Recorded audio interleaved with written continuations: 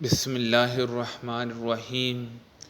ایک شخص نے کہا، یا رسول اللہ صلی اللہ علیہ وسلم، اس شخص کے بارے میں فرمائیں جو اپنی بیوی کے ساتھ کسی غیر مرد کو بدفعلی کرتے ہوئے دیکھتا ہے، کیا اسے مار ڈالیں؟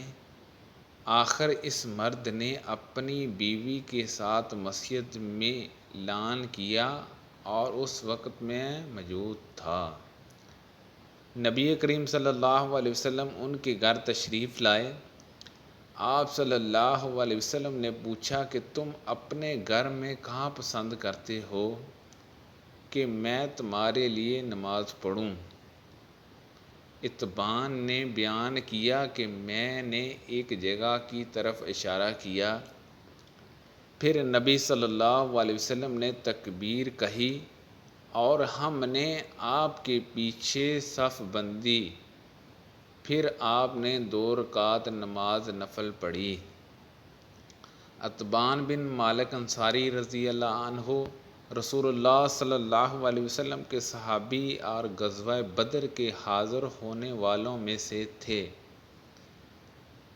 وہ نبی کریم صلی اللہ علیہ وسلم کی خدمت میں حاضر ہوئے اور کہا، یا رسول اللہ صلی اللہ علیہ وسلم، میری بنیائی میں کچھ فرق آ گیا ہے اور میں اپنی قوم کے لوگوں کو نماز پڑھایا کرتا ہوں، لیکن جب برسات کا موسم آتا ہے تو میرے اور میری قوم کے درمیان جو وادی ہے وہ بھر جاتی ہے اور بہنے لگ جاتی ہے اور میں انہیں نماز پڑھانے کے لیے مسجد تک نہیں جا سکتا۔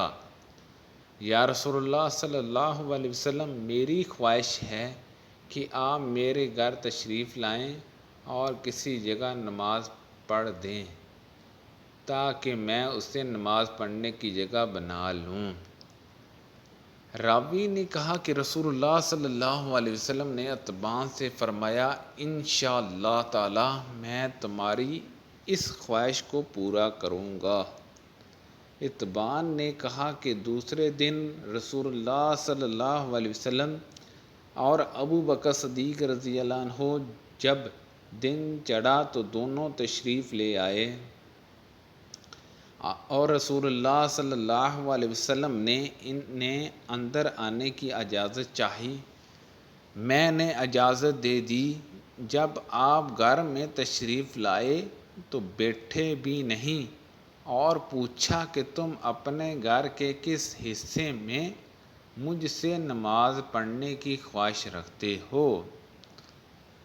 اتبان نے کہا کہ میں نے گھر میں ایک کونے کی طرف اشارہ کیا تو رسول اللہ صلی اللہ علیہ وسلم اس جگہ کھڑے ہوئے اور تکبیر کہی۔ ہم بھی آپ کے پیچھے کھڑے ہو گئے اور صف بندی۔ پس آپ صلی اللہ علیہ وسلم نے 2 رکعت نفل نماز پڑھی، پھر سلام پھیرا۔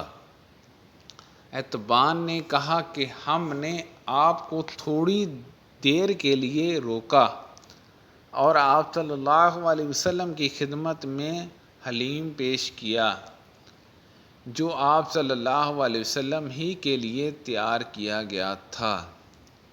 اتبان نے کہا کہ محلے والوں کا ایک مجمع گھر میں لگ گیا اور مجمع میں سے ایک شخص بولا کہ مالک بن خشان جہاں یہ کہا ابن خشان دکھائی نہیں دیتا، اس پر کسی دوسرے نے کہہ دیا کہ وہ تو منافق ہے جس سے خدا اور رسول سے کوئی محبت نہیں۔ رسول اللہ صلی اللہ علیہ وسلم نے یہ سن کر فرمایا، ایسا مت کہو، کیا تم دیکھتے نہیں کہ اس نے لا الہ الا اللہ کہا ہے اور اس سے مقصود خالص خدا کی رضامندی حاصل کرنا ہے۔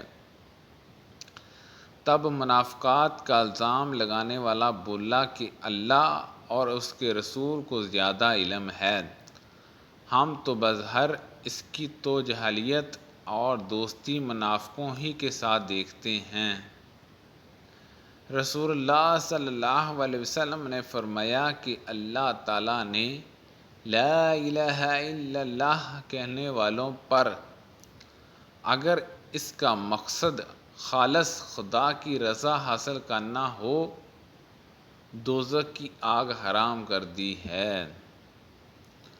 ابن شہاب نے کہا کہ پھر ہم نے محمود سے سن کر حسان بن محمد انصاری سے جو بنی سالم کے شریف لوگوں میں سے ہیں اس حدیث کے متعلق پوچھا تو انہوں نے اس کی تصدیق کی اور کہا کہ محمود سچا ہے۔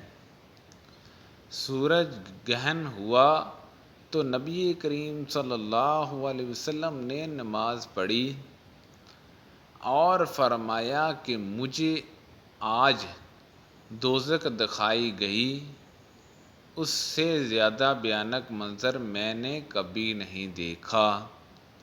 استغفر اللہ۔ سبحان اللہ عز و جل۔ اللہ پاک سے دعا ہے کہ اللہ پاک ہم سب کو ان حدیثوں پر عمل کرنے کی توفیق عطا فرمائے۔ اللہ پاک ہم سب کو صحت و تندرستی عطا فرمائے۔ آمین بجاہ نبی الامین صلی اللہ علیہ وسلم۔